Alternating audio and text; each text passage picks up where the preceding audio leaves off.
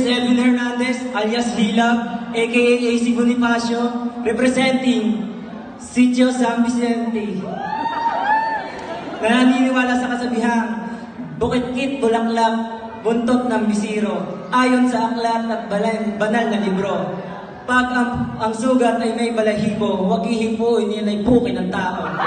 Mataas na kahoy, talunan ng matching, malaking puki, saksakan ng utin, and I thank you.